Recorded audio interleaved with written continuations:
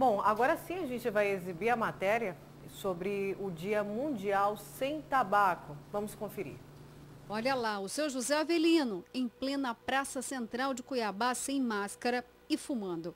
Esse hábito já é antigo. O vício dele já dura mais de 40 anos. Será que ele acende um cigarro atrás do outro? Ou será que já pensou em parar de fumar por causa da Covid-19? Eu trabalho lá com o Dr. Crovo, ele é cardiologista, aí ele tá arrumando um remédio para me parar de fumar. Está tentando.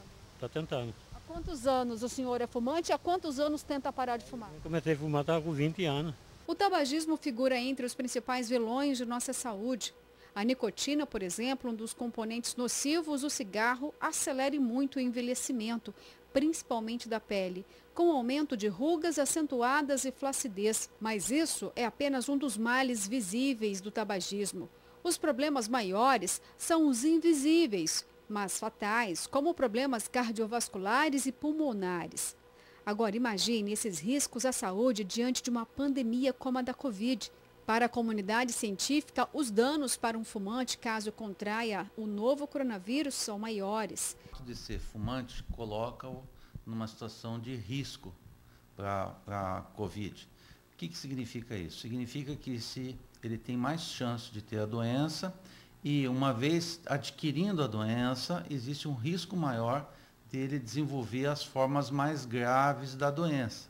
Então, quando você fala que uma pessoa é grupo de risco, significa que, se por acaso ela pegar a doença, existe uma chance dela ter uma forma mais grave, tem um risco maior dela precisar ser internada, um risco maior dela precisar ir para a UTI, precisar de oxigênio e um risco maior de ter que ser entubada e colocada num aparelho de respiração artificial. Mas a pandemia ainda não teve impactos na mudança de comportamento da maioria dos fumantes. De acordo com estimativas mundiais divulgadas pela revista médica The Lancet, o número de fumantes aumentou para mais de 1 bilhão.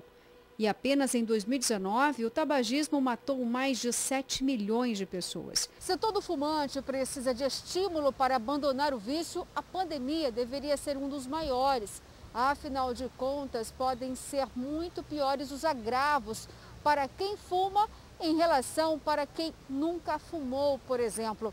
E se você pretende, de fato, acender o último cigarro, saiba que existem tratamentos mais modernos e eficazes, tanto na rede pública quanto também na particular de saúde. Quando a gente fala de tabagismo, é muito importante avaliar a quantidade de cigarros e o tempo que a pessoa fumou, porque quanto mais tempo a pessoa fuma e quanto maior a quantidade de cigarros fumados ao longo dos anos, maiores vão ser os riscos e a capacidade de recuperação fica prejudicada. Então, uma pessoa que não fuma, quando comparado com um fumante, ela vai ter uma recuperação muito mais rápida e muito mais fácil de ser obtida. E fumante, se até agora esse panorama da Covid não te fez repensar sobre o vício, saiba que em casos de complicações com a Covid, uma possível gravidade em caso de contraí-la é maior quando se faz intubação. Quando se fala em tratamento de tabagismo, ou seja, em abandono do tabagismo, é muito importante a chamada abordagem comportamental. O que significa isso? O fumante ele precisa ter essa consciência, essa percepção da vantagem que ele vai ter em abandonar o vício. Então, uma vez ele trabalhando isso na sua cabeça, fica mais fácil de nós entrarmos com uma série de medidas, que são medidas não medicamentosas e que vão ajudá-lo a parar de fumar.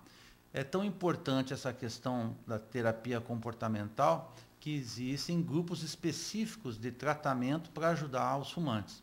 E esses grupos de tratamento de tabagismo, eles têm tanto na medicina privada, quanto também são disponíveis pelo SUS, nos postos de saúde, nas policlínicas, existem grupos específicos para tratamento ao tabagismo.